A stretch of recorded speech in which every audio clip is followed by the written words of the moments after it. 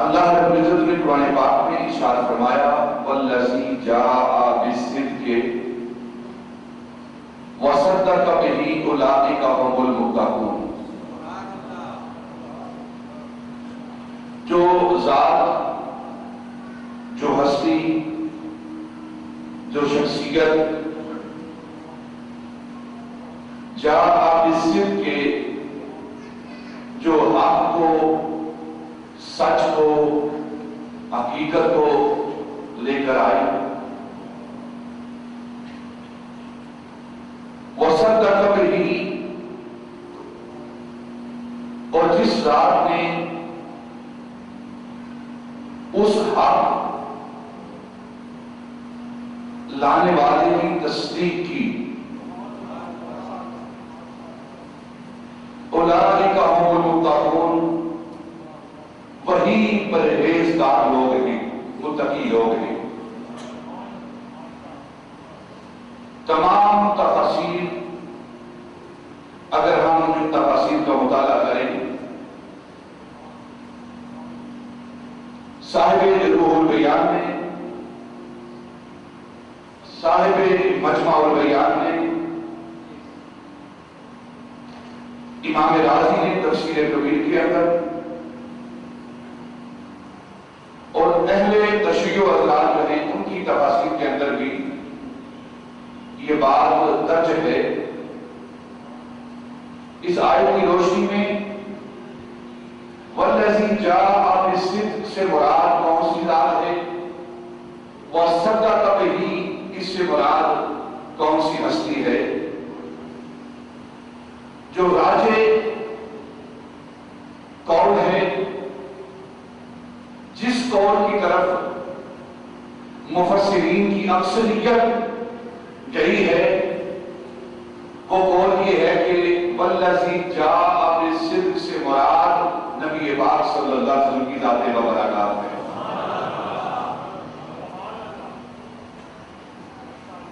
جو حق کو لے کر، صدق کو لے کر، حقیقت کو لے کر، سچ کو لے کر اس کائنات کے اندر جو ہستی تشریف لائی ہے، وہ ہستی، وہ ذات مبارکات، سکوت اور صفات، وہ پیارے آقا تاجدار مدینہ صلی اللہ علیہ وسلم کی ذات مبارکات ہے۔ وصدق بہ، اور جس نے اس حق کی تصدیق کی، حق کے لانے والے کی تصدیق کی، وہ ذات کون سی ہے؟ وہ ذات افضل البشر بعد الانبیاء، خلیفہ اول بلا فصل، سیدنا صدیق اکبر رضی اللہ تعالیٰ عنہ کی ذات مبارکہ ہے۔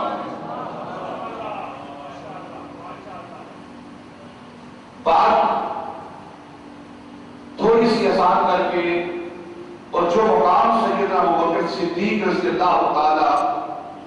عنہ کا ہے، اس پر ہم بات کرتے ہیں۔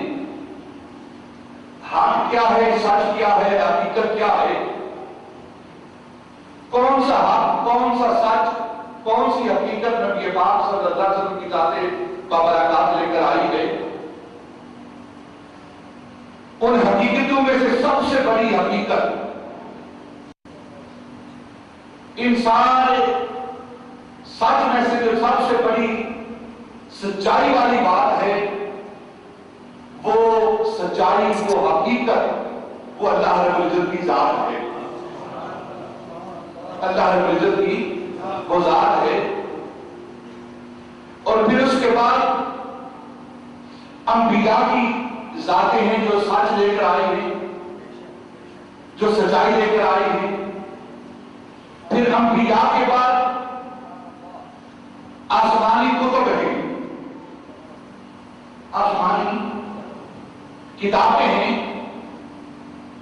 جو ان انبیاء کے ساتھ یہ حقیقتیں، سچائی کی حقیقتیں، سچے لوگ اس سچائی کو اپنے ساتھ لے کر آئے ہیں۔ ان میں توراۃ ہے، انجیل ہے، زبور ہے، صحائف ہیں، جو انبیاء اور رسل کو ملتے رہے ہیں۔ پھر اس کے بعد چوتھی سچائی وہ کیا ہے؟ وہ جنت اور جہنم ہے، حشر اور نشر ہے، اسلام کی حقیقت ہے، اور انسان جو نیک اعمال کرتا ہے اس نیک اعمال پر، نیک عمل پر اس کی جزا ہے، یہ حقیقت ہے، یہ سچائی ہے۔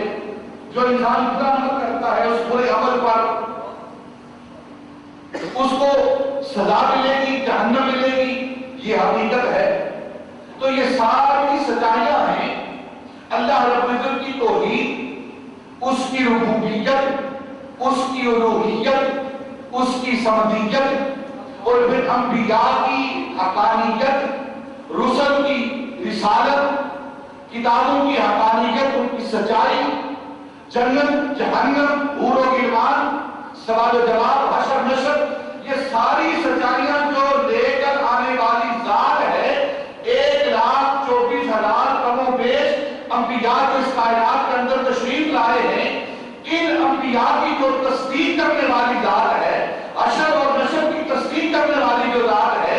جنت اور جہنم کی تصدیق کرنے والی جو ذات ہے، وہ ذات مصطفیٰ ہے۔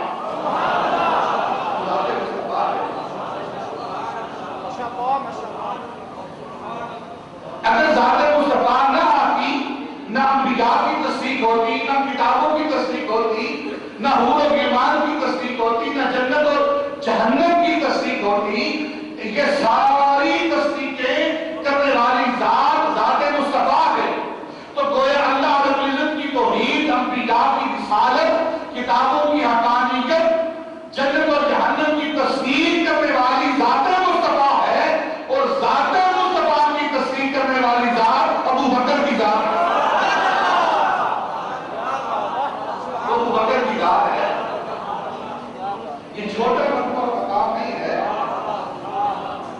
اور پھر تصدیق بھی کس انداز میں ہے،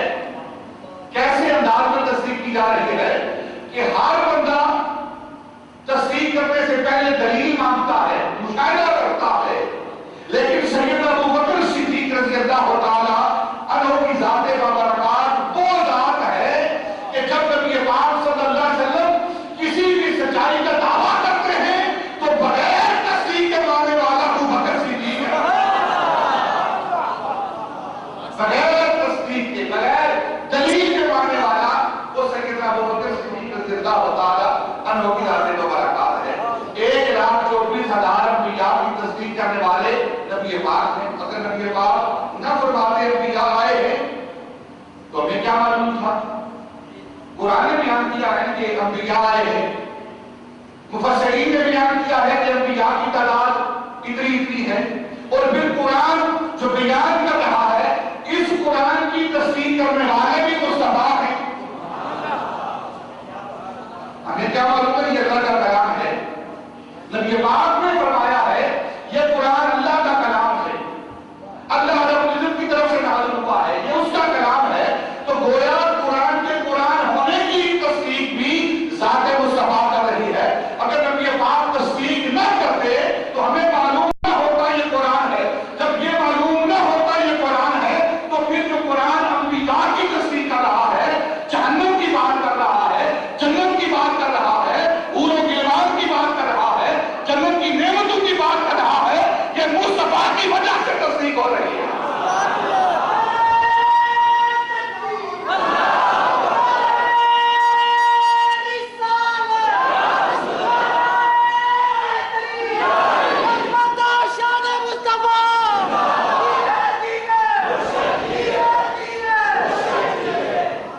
قول حق قرآن ہے،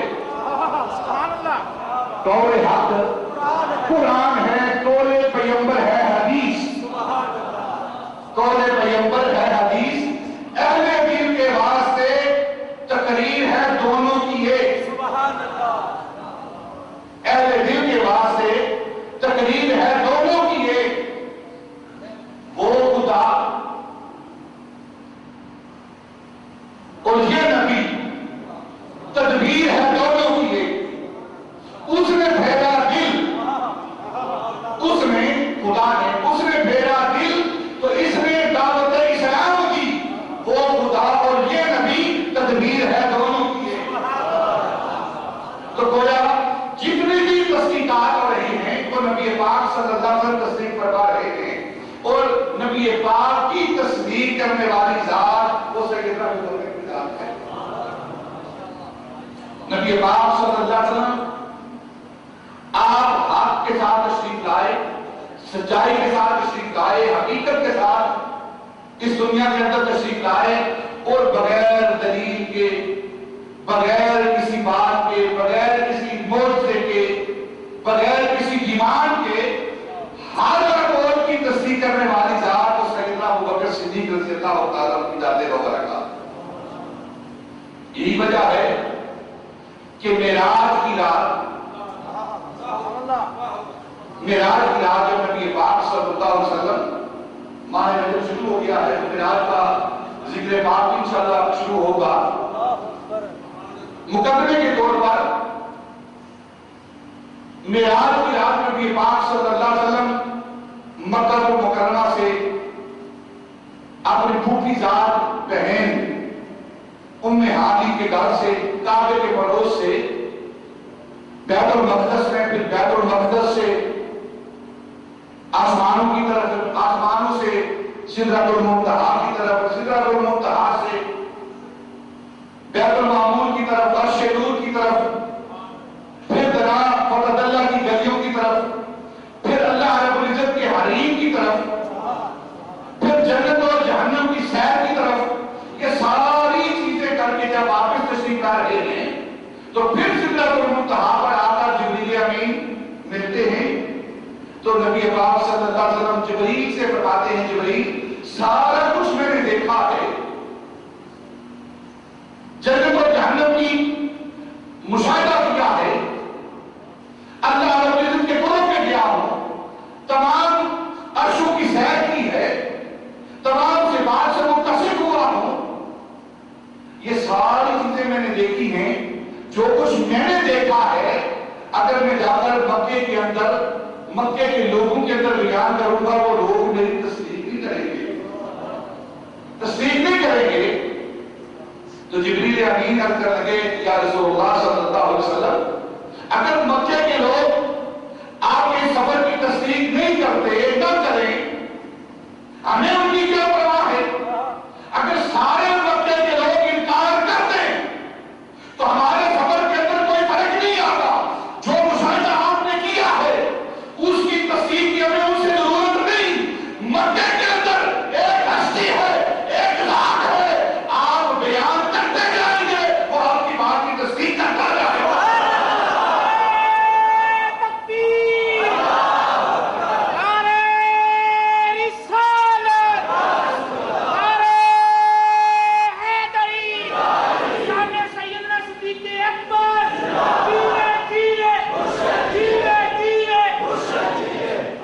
کوئی مانے نہ مانے، کوئی تصدیق کرے نہ کرے،